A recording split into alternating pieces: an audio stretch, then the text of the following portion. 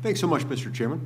First, I want to thank Senators Klobuchar and Kennedy for their astute observations and for their efforts in this area, taking on something of a daunting challenge, addressing big tech, and especially addressing some of big tech's more pernicious influences on so many markets and so many industries.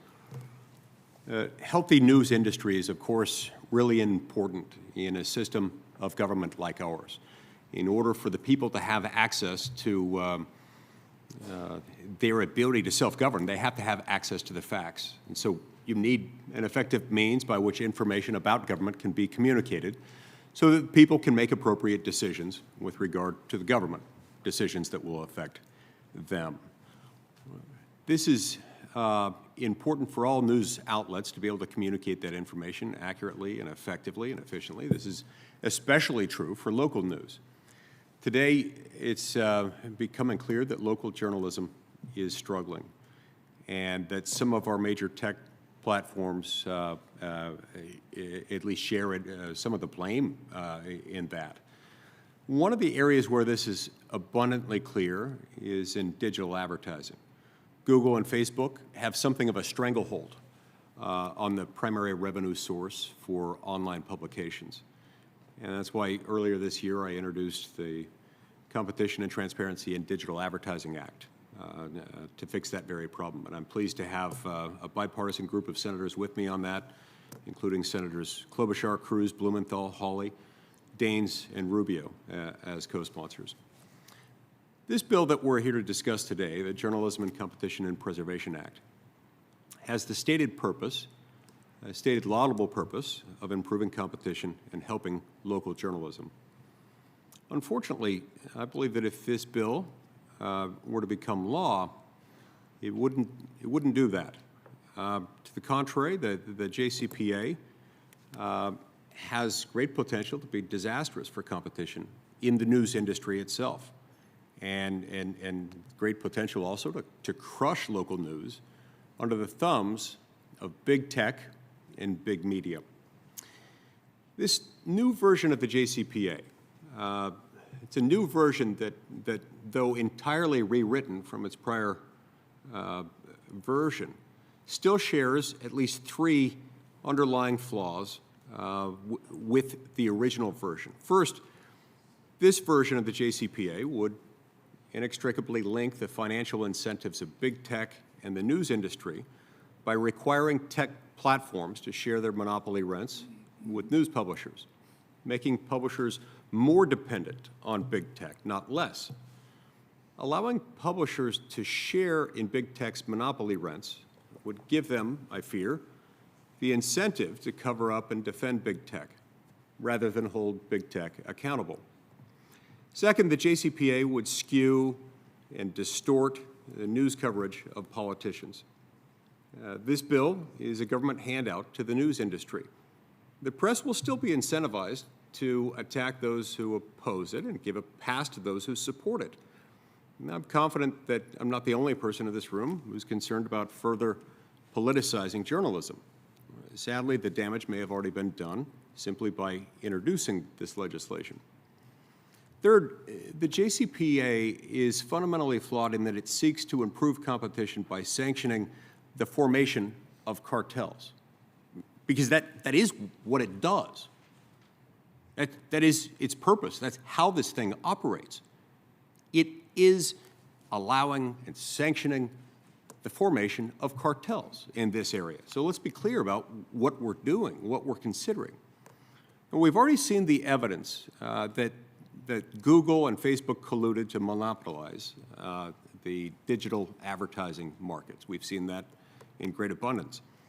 Do we really think that forcing one cartel to negotiate a backroom deal with another cartel is going to make things better? You know who won't be represented in the room? You know, consumers, readers, voters.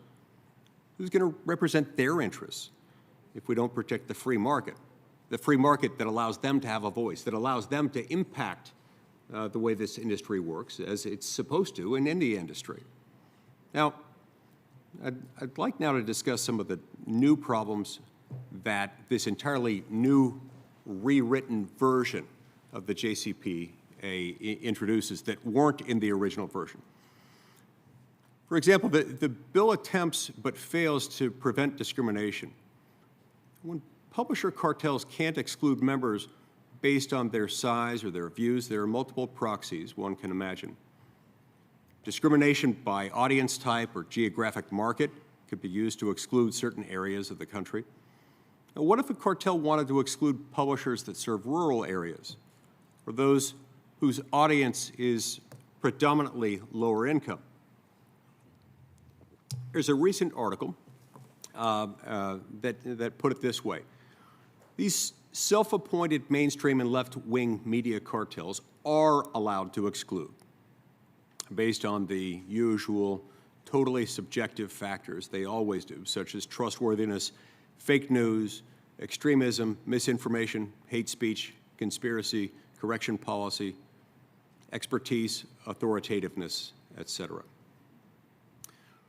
To my fellow conservatives, do we think that forcing big tech and big media to get into a room together to collude and agree on the terms under which news can appear on tech platforms, do we think that's going to result in anything good for our voices?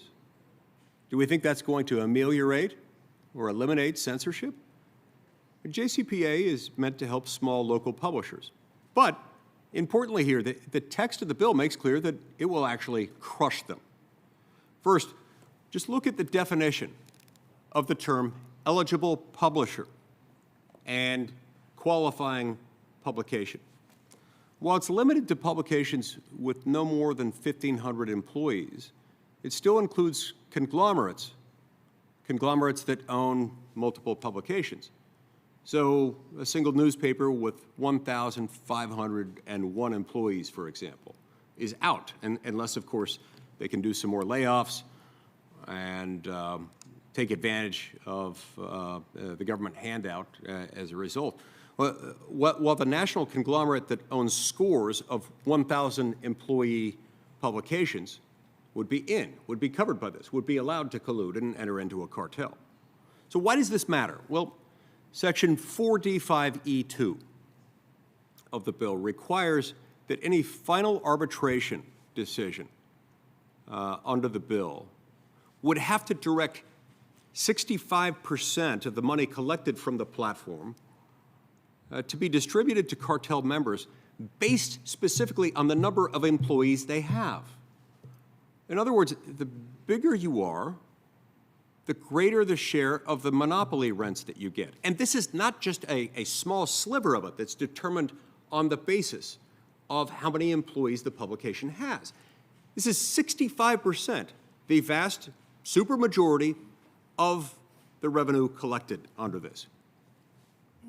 So the bigger you are, the more monopoly rents you get.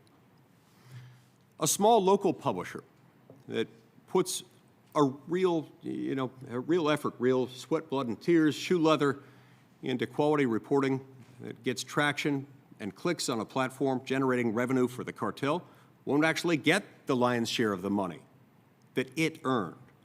Instead, it'll be handed out to the larger cartel members based on the number of employees they have. And this doesn't help small publishers. Quite to the contrary, it further entrenches the much larger incumbents. And recall that Section 6A of the bill, as currently written, expressly prohibits preventing a publisher from joining the cartel based on the publisher's size. There's nothing the little guys can do to stop the big guys from coming in and eating their lunch. 65% of their lunch, to be precise. So when you boil it all down, the JCPA is just a way to transfer wealth from a politically disfavored group to a politically favored one, under the guise of supposedly improving competition.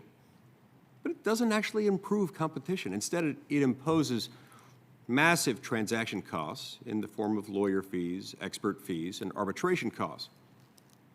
Now, setting aside the failures in concept and in execution, the JCPA is arguably unconstitutional.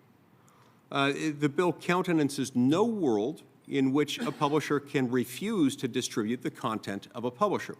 In fact, doing so is forbidden by the anti-retaliation clause. This seems to me to be something likely to amount to a violation of the First Amendment, because it's compelled speech. There are few areas of First Amendment jurisprudence that are clearer than in the area of compelled speech. One of the things that we hold sacred in this country is that the government, in addition to telling you you can't say something, it's also very, very prohibited for the government to tell you you must say something. So how ironic that a bill meant to protect the only industry named in the First Amendment would do so by violating the right to free speech. Now, it also forces the platforms to pay for publishers' content, whether they want it or not.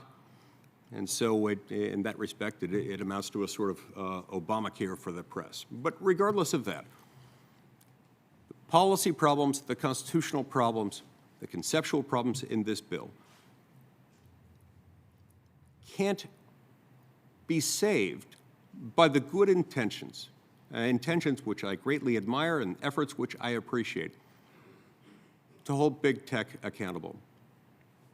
Many of the same arguments that I've raised have been outlined in an outstanding letter submitted to the committee by Professor Daniel Francis of NYU Law School, and I'm going to submit that to the record, Mr. Chairman. But I urge my colleagues to oppose this bill. While it's a laudable aim, that is protecting local journalism from the predation of big tech, its pursuit of that goal is irreparably flawed, and it risks causing immense harm both to journalism and to competition. It'd be better called the Journalism Cartel and Protectionism Act. This legislation, written in the shadows by trade groups and a small handful of special interests, is simply not ready for prime time. The committee should send it back to the drawing board for reconsideration through a more open and transparent process. Thank you, Mr. Chairman.